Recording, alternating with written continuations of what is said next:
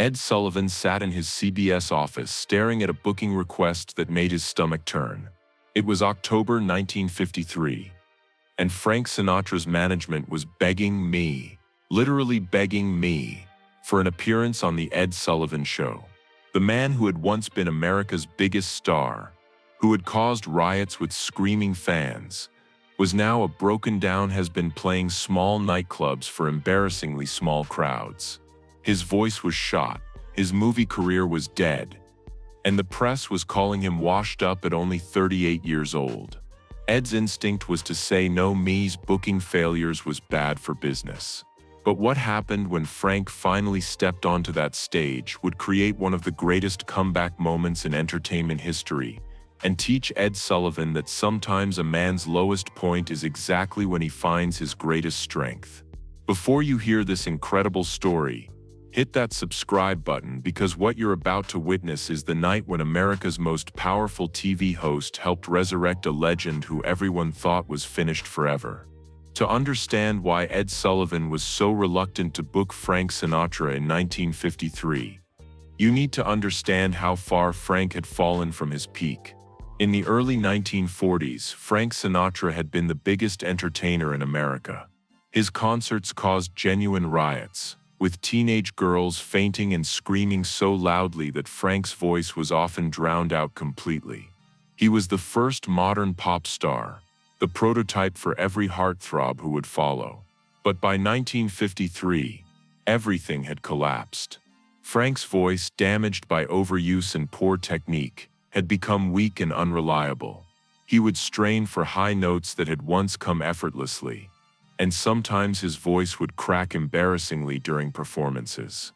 His marriage to Nancy Barbado had ended in a scandalous divorce involving his affair with Ava Gardner, which had destroyed his clean-cut image with mainstream America. Worse yet, his movie career had stalled completely. Columbia Pictures had dropped him after a series of failed films, and no other studio wanted to take a chance on someone they saw as box office poison. Frank was reduced to playing small nightclubs in towns that 10 years earlier would have begged him to appear in their largest venues. The entertainment press, which had once treated Frank like royalty, now delighted in chronicling his decline. Headlines like "Sinatra Sings to Half-Empty Room" and "The Voice That Lost Its Magic" appeared regularly in trade publications. There was a sense that Frank Sinatra was yesterday's news, a has-been who had burned too bright too fast. Ed Sullivan had watched Frank's decline with a mixture of sympathy and professional caution. Ed respected talent, and he knew Frank had once been genuinely gifted. But the Ed Sullivan Show was built on presenting successful current entertainers to America's families. Booking someone on the downside of their career could make the show look desperate or out of touch. Frank Sinatra is a name from the past, Ed told his producers when the booking request first arrived. Our audience wants to see who's hot now, not who was hot 10 years ago. We're not in the nostalgia business. But Frank's management was persistent, and they had a compelling argument. Frank was in the process of making a new album with Capitol Records, his first major recording contract in years. The album, called Songs for Young Lovers, represented Frank's attempt to reinvent himself as a more mature, sophisticated performer rather than the screaming teenage heartthrob he had been. Give him a chance to show America that he's evolved as an artist, Frank's manager argued. He's not trying to recreate the past, he's creating something new. Ed was intrigued by this argument, but he was also practical about the risks. What if his voice cracks on live television? What if the audience doesn't respond? What if we're just documenting the end of his career in front of 50 million people? The negotiations continued for weeks, with Frank's team making increasingly desperate offers. They would waive their usual fee. Frank would perform any songs Ed wanted. They would agree to any restrictions Ed felt were necessary to protect the show's reputation. Finally, Ed's wife Sylvia weighed in with advice that would change everything. Ed, she said over dinner one night, you've always said that your show is about giving talented people a platform. Frank Sinatra was undeniably talented. Maybe he still is, underneath all the problems. Don't you owe it to yourself and to him to find out? Ed made a decision that surprised everyone, including himself. He would book Frank Sinatra, but he would schedule him early in the show, not as the headliner, not as the closing act, but as a mid-show performer whose failure wouldn't destroy the entire evening if things went badly. "We'll give him one chance," Ed told his staff. "One song, maybe two if it goes well. If he can't deliver, we'll learn from the mistake and move on." Frank received the news with a mixture of gratitude and terror. This was potentially his last chance at mainstream success, his opportunity to prove that he was more than a cautionary tale about the dangers of early fame. But it was also incredibly risky. If he failed on the Ed Sullivan Show, it would be a very public confirmation that his career was truly over. The week leading up to the October 18, 1953 broadcast was agonizing for Frank. He worked with vocal coaches, trying to rebuild techniques he had lost during his wilderness years. He rehearsed constantly, but his voice remained unpredictable. Sometimes strong, sometimes weak, never consistently reliable. "I don't know if I can do this," Frank admitted to his pianist during a rehearsal 3 days before the show. "What if I get up there and nothing comes out? What if America sees me fail in real time?" But something was happening during those rehearsals that Frank didn't fully recognize at the time. The pain and struggle of his recent years had given his voice a new quality, deeper, more emotional, more human than the technically perfect but sometimes cold performances of his early career. His voice might not have the same power it once had, but it carried emotional weight that his younger self couldn't have achieved. The day of the show arrived with Frank in a state of nervous exhaustion.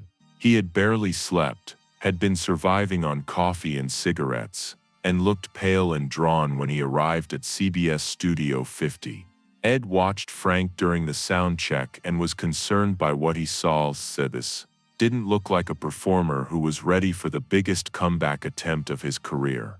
But Ed also noticed something else during the sound check. When Frank sang, even weakly, there was something in his voice that hadn't been there in his early recordings. A vulnerability, a sense of lived experience that made even familiar songs sound new and meaningful. "How's he looking?"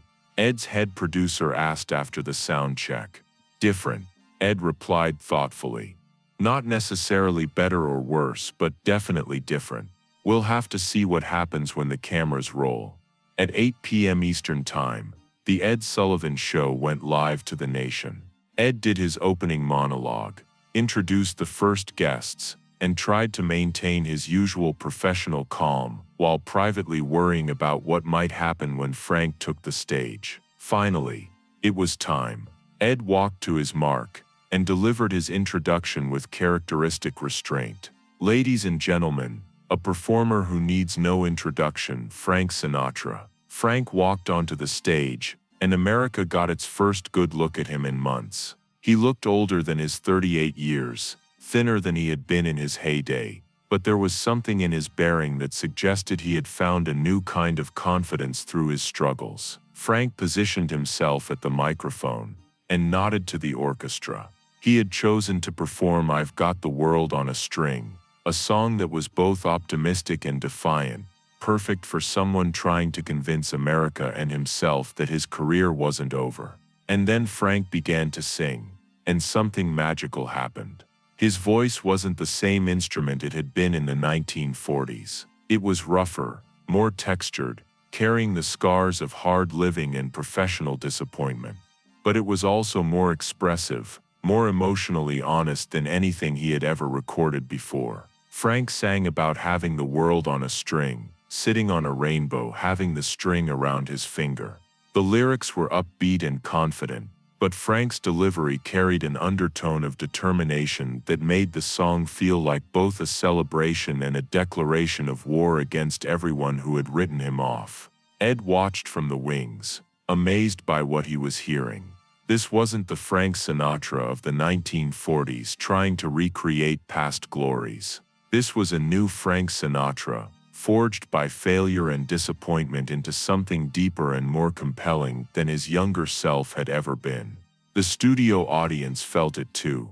They had come expecting either a nostalgic trip down memory lane or a sad documentation of a fallen star. Instead, they were witnessing the birth of Frank Sinatra 2.0, an artist who had learned to use his pain as a source of strength rather than a reason for self-pity.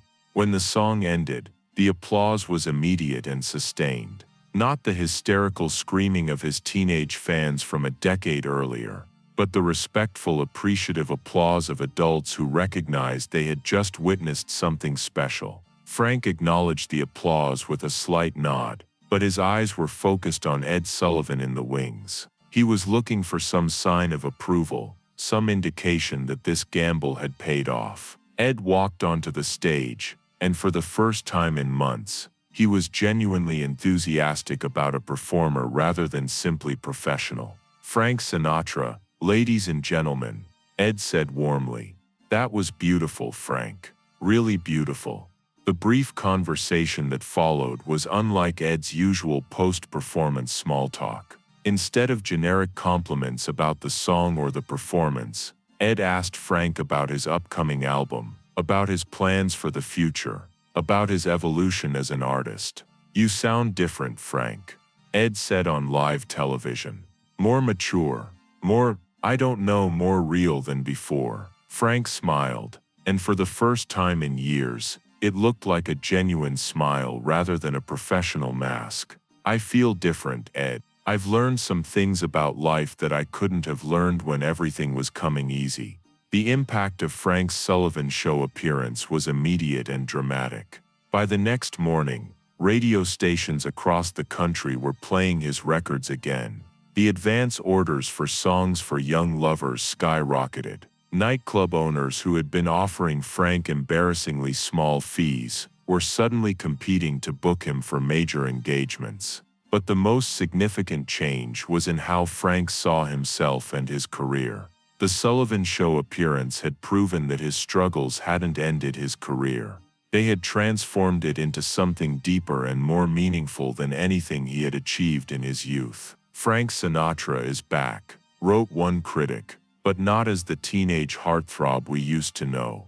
He's returned as something better, a real artist who has learned to use experience as an instrument just as important as his voice." Ed Sullivan, reflecting on the booking decision years later, said it had taught him an important lesson about entertainment and human nature. "Sometimes," he said, "the most powerful performances come from people who have been broken and rebuilt themselves." Frank's comeback wasn't about returning to who he used to be. It was about becoming who he was meant to be all along. Frank's career resurrection continued for the next 3 decades. He won an Academy Award for From Here to Eternity just months after the Sullivan appearance. His albums with Capitol Records became classics. He established himself as not just a singer but as a symbol of resilience and reinvention.